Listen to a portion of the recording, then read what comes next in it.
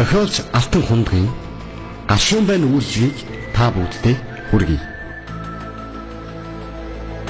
Намрын ихэнх сарын шинийн 15-ны сар тол мэт гэрэлтэж хөдөө талын үдгслэн улам бүр тодхон харагдахад мандах морныхаа амыг сул тавиад амандаа Эрдэнэ засгийн унгийг аялан хүчрүүхэн хатруулах нь жинхэнэ Монгол ирийн хиймар залбоо гэлтэй. Тэрээр дууга өндөрсгөх бүрдээ морныхаа амыг үл мэдийг тухтархад хилтгийн хээр морин тэрэл аялсаар нь гадагшлан хатруулна. Тэрний хилтгийн хээр морь мандахыг 3 өдөр нуруунд дээрээсээ буулгаагүй гэхэд огт эцсэн шинжгүй Монгол адууны шанцыг гарган гэрийн зүг гар хөргөлгүй тэмүүлнэ. Мандах хэдэн өдөр сумын төвөөр аяг тагшин эргүүлж яваад буцаж явна энэ билээ. Тэрээр уусан жаахан архиндаа халанцсан хоолойнохон хэрээр дуу аялан явсаар нэгэн даваан дээр түр амс хийж тамхи татгаар газар завлан суулаа. Өвөө ааваас нь өвлөгдөн ирсэн цагаан хаш сорултай дунд гарын гуйлан толгойтой ганцаа гаргаж бургуйдаад тамхи төхөөрөх зураа эргэн тойрноо нэхэн харуул цувраа хус гих газар дөрөө мулталснаа мэдлээ. Энэхүү цувраа хус гих газрыг нутгийн хүмүүс буг чөтгөртөг химэн шөнө оройн цагаар дөрөө мулталх нь бүхэл явган явахыг цээрэлдэг. Энийг мандах сонсож өнгөрсөн боловч үл итгэдэг бололтой хэнэгч үгүй тамхиа нэрэн суулаа.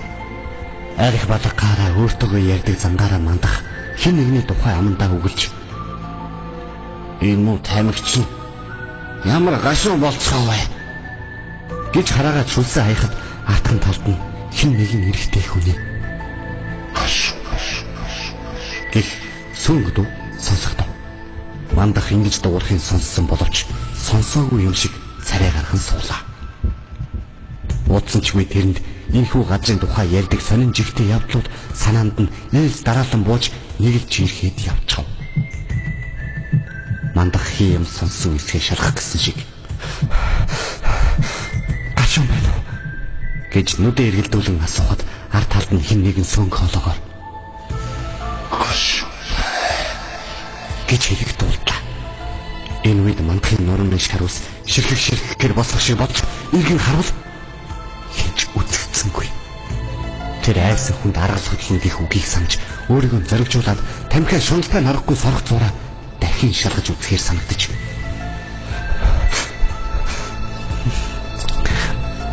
гашуун байна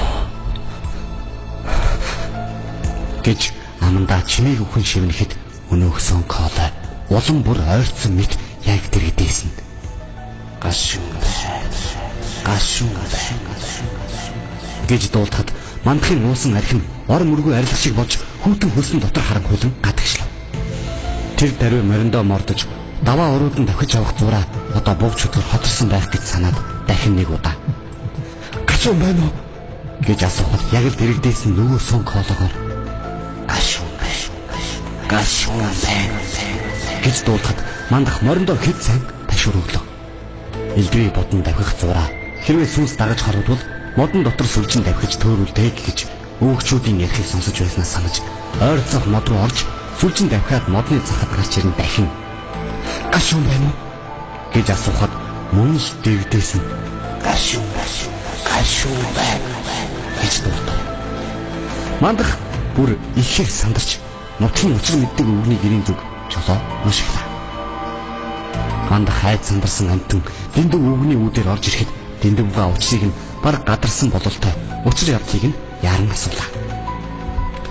Мандах болсон явдлыг амьсгаа дээрдүүлэн ярьж дуусгаад дэндүү өвгөн цовраа хусанд шөнө оройн цагаар дөрөв мулталдгийг сануулад олон жилийн өмнө нутгийн нэгэн сайн нэр мөрөөдөө тоглоом тоглож их хол золоор буцаж явахдаа цуваа хус гих тэр газарт муу хүмүүсийн гарт амиа алдаж тэр газартаа сүнс нь хорогдсон гэж хэлэхэд мандахын царай улам цонхигоо төрлөө.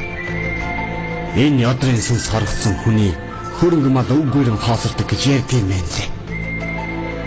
Энийг аргаж болох байхаа гэд мандахыг дагуулan гарлаа. Дэндүгөө хоттой хоньныхон дэргэд тэрнийг дагуулan очоод энэ хорогдсон сүнсийг хоттой хонин донд төөрүүлдэг гэж өгчүүд ярьдаг байсан гэд мандахыг хоттой хонин донд оруулав. Мандах хоттой хонин донд хонь мэт дөрөн хөллөж мөлгсөөр хоньны хашааг тойрон 2-3 удаа эргэлдэж гарав. Дэндүгүүгэн энэ зур мандахад хандан. Энэ сүнс амьтаа мал хөрөнгөд маш их шуналтай хүн байсан гинзээ. Хоттой хонин донд оруулахаар эд маланд хорогдоод төөр зоригддог гэлцдэг.